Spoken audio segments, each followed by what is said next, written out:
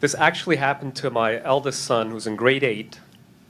He was in the schoolyard playing.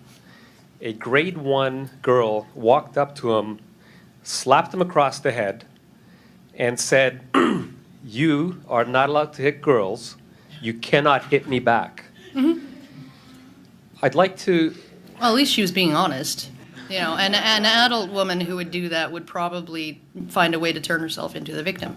Women deserve a safe space on campus. Queer people deserve a safe space on campus. Trans people deserve a safe space on campus. Groups exist because of that, right? You mean enough? Why do men need a safe space on campus? Why do men need a safe space? Because the very idea of an event where men are talking about men's issues in a non-sanctioned manner, then you have what happened at the Warren Farrell protest. I don't know if you watched the footage of that, right? But if I were one of the men who was trying to attend an event talking about male suicide and all kinds of other stuff, and I had some woman who knows she can get away with it up in my face calling me every name in the book, screaming at me, I don't think I'd feel very safe, right? Okay? And frankly, men are the majority of victims of public sphere violence. I'm not saying that any of those statistics or male suicide, any of that stuff exists, because it does. Men are the victims of more workplace violence, workplace like suicides, low enrollment rates. That said, that's not systematic oppression in society. Really? I think that when a 6-year-old girl can hit another child and get away with it and never ever have to suffer retaliation because he's a boy, okay? I think that's systematic. How? How? Because if the system intervenes and punishes the boy for hitting back, right? It's systematic.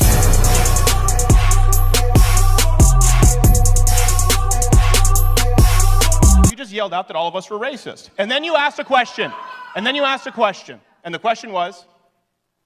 Why are there only white people on your campus? There you go. It sounded better when you were yelling it with a chorus of backdrops. Let me explain. Okay, can I answer your question? Do you want an answer? Would you like an answer? Here's what's... No, you don't know the answer, sweetheart. Let me answer it for you. Listen, you have... Right here on this panel, you have a gay British Trump supporter, okay? You have a lifelong registered Democrat, open feminist, who's not a third-wave feminist, and you have a French-Canadian Christian conservative. So you may ask, why is there only white people? Because the only diversity you don't care about is that of intellectual diversity. Right!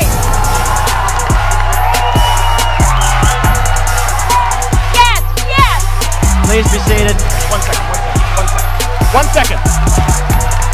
Please be seated. Thank you very much. I appreciate the applause. I think that that if we want young people to speak out and to feel comfortable expressing themselves, then what we need to do is make the internet a place where they can do so. That means bringing in sensible laws and training the police to deal with these kind of things. With this, we need straightforward training on when to act and when not to act, to make sure that the worst things, the rape and the death threats, the horrific harassment and abuse is dealt with. And I think that when we see a few high-profile individuals, perhaps including some in this studio, locked up, it'll be time for other people to back off. Okay, and I very much look forward to that day. People can be made to feel victimised and very nervous and scared of the internet, whether that be men or women. But actually, I want to pull, and it's both kind of very pathetic view of how people deal with insults and words, because really most people, especially on Twitter, I'm talking about when they receive this kind of rape and death. Rape and death threats are bad, but when they receive this kind of rubbish on Twitter, they block or they ignore. And I really want to pick up on this idea that women, please, Kate, let us. It's very telling. That's kind of, this is what happens. Middle-class women decide that they want to take on the plight of women,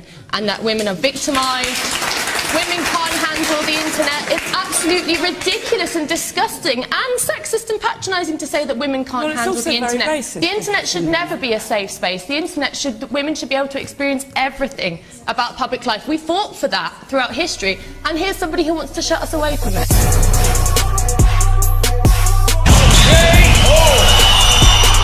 White family worth, in terms of financial worth, is 69 times more than that of black families. Given this disparity, how can you argue that racism is not a driving factor in income inequality? because it has nothing to do with race and everything to do with culture. And when you have a culture that doesn't, you know what? Explain to me. You explain to me why black kids aren't graduating high school. Explain that one to me. Explain to me why black kids are shooting each other in rates significantly higher than whites are shooting each other. Explain to me why 13% of the population is responsible for 50% of the murder. Explain to me why the number of black kids in prison, not for innocent reasons, not for walking down the street and getting pulled into a prison, is so high. Explain, if it has nothing to do with culture, explain to me why the single motherhood rate in the black community jumped from 20% to 70% in the same course of time that the civil rights movement has made such tremendous strides. Is America more racist now than it was in 1960? And if it is, please explain to me how that happened.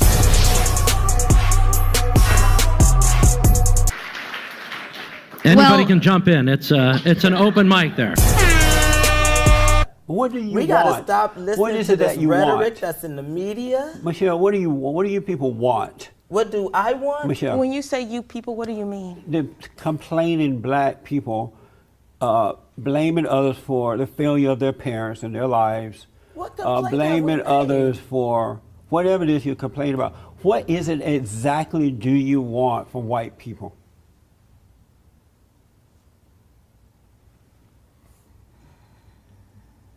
First of all, just let me take a breath. And I'm trying to find out I what you want.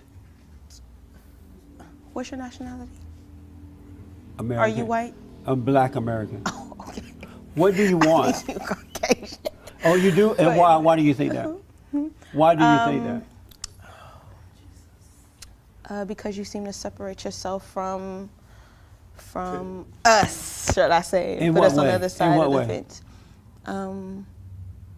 In the ways that you specified thus far. Meaning what? Tell me. Give me an example and tell me what you mean. How you mean? What do you people want from white people? Meaning that I'm not with you. Oh, okay. I It's got just y'all by yourself, right? Let me explain why I do that.